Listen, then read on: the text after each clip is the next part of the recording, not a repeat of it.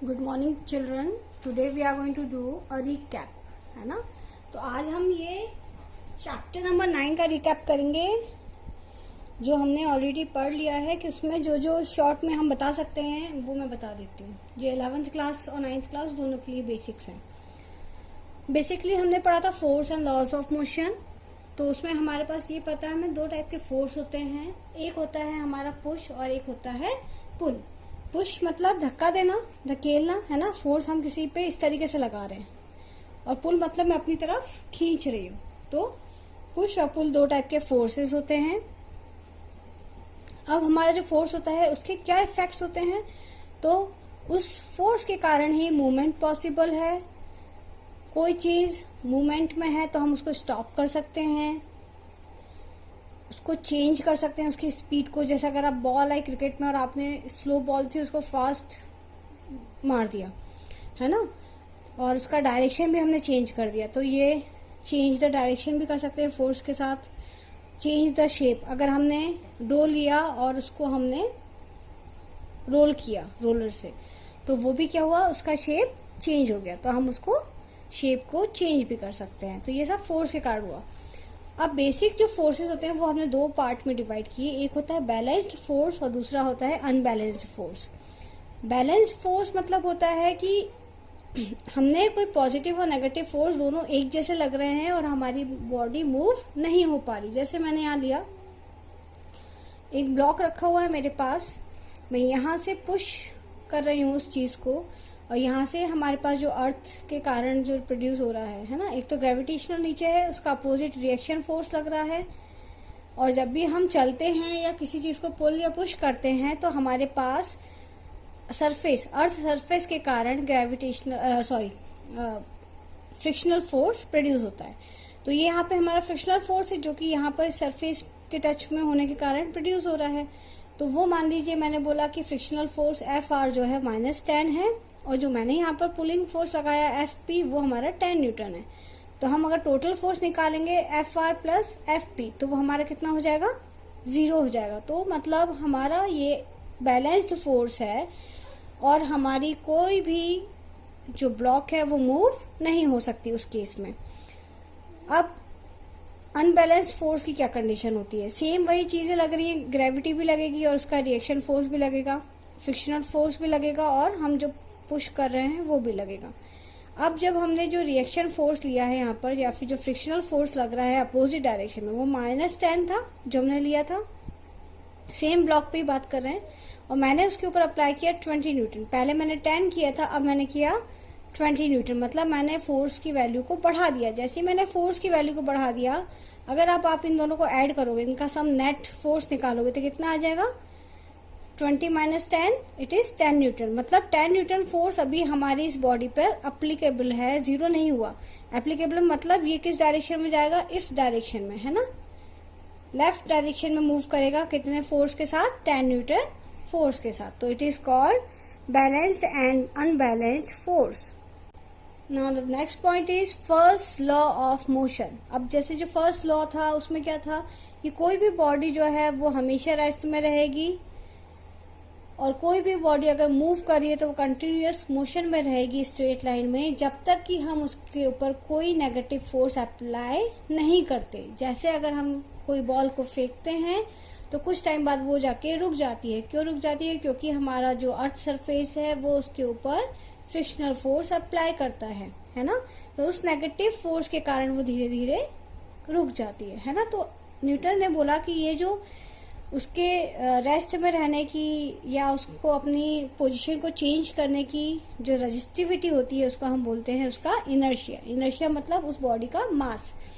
तो हमारे पास 3 टाइप के इनर्शिया होते हैं, types of inertia: inertia of rest, inertia of motion, inertia of direction. Inertia of rest का एग्जांपल है कि अगर हमारा कोई ट्री है और हमने उसको शेक किया तो उसमें से जो लीव्स होती हैं, येलो लीव्स, वो नीचे डाउन फॉल होती है। क्यों होती है, या फ्रूट्स होते हैं वो डाउनवर्ड्स फॉल होने लगते हैं, क्योंकि वो रेस्ट में ही रहना चाहती थी वो लीफ और वो फ्रूट्स। लेकिन जब हमने उसको ट्री को मूव किया तो ट्री तो मूव हो गया, लेकिन जो लीफ थी वो वहीं रह गई और वो उस जगह पे नीचे गिर गई। नेक्स्ट है inertia of motion. Inertia of motion में जैसे कि अब एग्जांपल हम ले लेते हैं कि एग्जाम्पल आपका जो है उसमें अगर हम जैसे कार में मूव कर रहे हैं और हमारी कार मोशन में है, तो जब हम मोशन में जा रहे हैं और जैसे ही हम सडनली ब्रेक लगाते हैं तो हम आगे की तरफ मतलब फॉरवर्ड में गिरते हैं। क्यों गिरते हैं? क्योंकि हमारे ऊपर एक फोर्स अप्लाई होता है, इसको बोलते हैं इनर्शिया ऑफ मोशन। इसी में अगर हम ये देखें कि अगर हम रेस्ट में थे, हमारी कार भी रेस्ट में थी और जैसे ही हमने बस या ट्रेन में या जो भी हमारी कार है उसमें जैसे हमने ट्रेवल करना स्टार्ट किया तो हम पीछे की तरफ गिरते हैं। क्यों? क्योंकि हमारी बॉडी रेस्ट पे रहना चाहती थी, लेकिन हमारी गाड़ी तो मूव हो गई तो हमारी बॉडी पीछे की तरफ ही रहना चाहती थी। इनर्शिया ऑफ डायरेक्शन का अगर एग्जांपल लें तो अगर हम जैसे व्हील में कहीं ट्रैवलिंग पर जा रहे हैं और हम बहुत सारा सामान ऊपर रख देते हैं, हम उसको टाई करते हैं। क्यों टाई करते हैं? कि वो गिरे ना।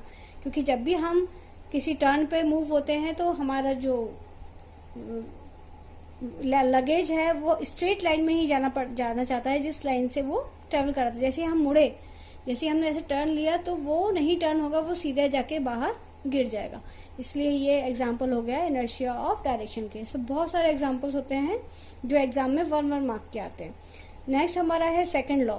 सेकंड लॉ क्या बोलता है कि जो मोमेंटम होता है वो होता है मास इनटू वेलोसिटी। और हाँ, इनर्शिया जो होता है, बेसिकली इनर्शिया जो होता है वो मास के ऊपर डिपेंड करता है। जितना ज्यादा हमारी बॉडी का मास होगा उतना ज्यादा उस पर इनर्शिया ज्यादा होगा। इट मीन्स वो उतना ज्यादा रजिस्टिव होगा अपने आप को चेंज करने के लिए, है ना। तो मोमेंटम जो होता है वो होता है मास इनटू वेलोसिटी। अगर हमने फोर्स की बात करते हैं, फोर्स डायरेक्टली प्रोपोर्शनल होता है चेंज इन मोमेंटम और इनवर्सली प्रोपोर्शनल होता है टाइम टेकन। अब फोर्स चेंज इन मोमेंटम मतलब क्या होता है? वेलोसिटी चेंज हो रही है, मास सेम रहेगा बॉडी का, फाइनल से इनिशियल होगी या इनिशियल से फाइनल वेलोसिटी होगी। तो हमने बोला फाइनल से इनिशियल वेलोसिटी में जो चेंज हो रहा है वो लिखा, और कितने टाइम में वो चेंज हो रहा है वो हमने लिखा। बॉडी का मास सेम था इसलिए मास को हमने कॉमन ले लिया। v minus you upon T जो होता है वो इक्वेशन ऑफ मोशन फर्स्ट के अकॉर्डिंग a के बराबर होता है, हमने उसको a पुट कर दिया। जब हम प्रोपोर्शनल का साइन हटाते हैं तो एक कांस्टेंट हमारे पास आता है जिसका हम कुछ भी नाम दे सकते हैं। हमने इसका नाम दिया k को हमने बोला कांस्टेंट, उसकी वैल्यू कर दी 1। तो जब 1 पुट कर दी तो आ गया F इंटू एम ए। तो ये हमारा हो गया force is equal to mass into acceleration. ये एक फॉर्मूला है। अब थर्ड लॉ पे आते हैं। थर्ड लॉ क्या बोलता है कि every action is there an equal and opposite reaction. कोई भी बॉडी होती है, अगर हम उस पर कोई फोर्स अप्लाई कर रहे हैं तो वो उतना ही फोर्स हम पर भी नेगेटिव में अप्लाई करती है, चाहे वो हम फील कर पाए या ना कर पाए। जैसे कि मैंने अपने पुराने वीडियो में आप चेक कर सकते हैं कि मैंने उसमें एक वीडियो डाला है जिसमें एक चाइल्ड जो है वो पुश कर रही है दीवार को स्केट लगा के, तो वो अपोजिट डायरेक्शन में मूव हो रही है ना। तो वो क्यों हो रहा है? क्योंकि जो वॉल है वो एक इक्वल एंड अपोजिट, जितना फोर्स वो अप्लाई कर रही है उतना ही फोर्स हम भी उसके ऊपर अप्लाई कर रहे हैं। और जैसे मैंने अगर बॉल को थ्रो किया किसी वॉल के ऊपर तो क्या होगा? बॉल भी वापस रिपीट होकर आती है। क्यों आती है? जितना हम फोर्स के साथ बॉल को फेंकते हैं उतने ही फोर्स के साथ वो हमें वापस कैच करते हैं। हम उसको क्यों करते हैं? क्योंकि हम उतना ही फोर्स उसके ऊपर अप्लाई कर रहे हैं, तो उतना ही नेगेटिव फोर्स भी वो हमारे ऊपर उस बॉल के ऊपर अप्लाई कर रहा है। तो इसलिए एक्शन का रिएक्शन होता है, ये हमारा थर्ड लॉ बोलता है। अब उसी थर्ड लॉ के ऊपर हमने बोला conservation of momentum. Conservation of momentum का मतलब होता है कि कोई भी एनर्जी है बॉडी की या कोई भी चीज है वो कभी भी खत्म नहीं हो सकती, डिस्ट्रॉय नहीं हो सकती, वो चेंज हो सकती है, कन्वर्ट हो सकती है, किसी और जगह ट्रांसफर हो सकती है। तो हमारे पास दो बॉडी पार्ट थे M1 M2, हमने उन दोनों को कोलाइड कराया। बिफोर द कोलिजन क्या हुआ? उनका टोटल मोमेंटम निकाला और आफ्टर द कोलिजन हमने उसका मोमेंटम निकाला। हमने ये माना कि वो दोनों बॉल या जो भी बॉडीज हैं वो एक ही डायरेक्शन में जा रही थी स्ट्रेट लाइन में, और कोलिजन के बाद भी वो एक ही डायरेक्शन में जा रही थी, बट उन लोगों की स्पीड पहले अलग थी और कोलिजन के बाद या टकराने के बाद उनकी स्पीड चेंज हो गई थी। तो हमने उसके लिए निकाला फर्स्ट का फोर्स जो है मास है हमारा M1, और जो वेलोसिटी में चेंज हुआ तो पहले इसकी वेलोसिटी, इस वाली बॉडी की वेलोसिटी U1 थी, फिर V1 हो गई। तो V1 से U1 माइनस कर देंगे तो चेंज इन वेलोसिटी आ जाएगा with respect to time, T time लगा। ऐसे ही दूसरी वाली बॉडी को भी सेम टाइम लगेगा, इसके पहले u2 थी और फिर v2 हो गई, तो v2 minus u2 change in velocity upon time. तो हमने ये क्वेश्चन नंबर 2 से लिया है ना।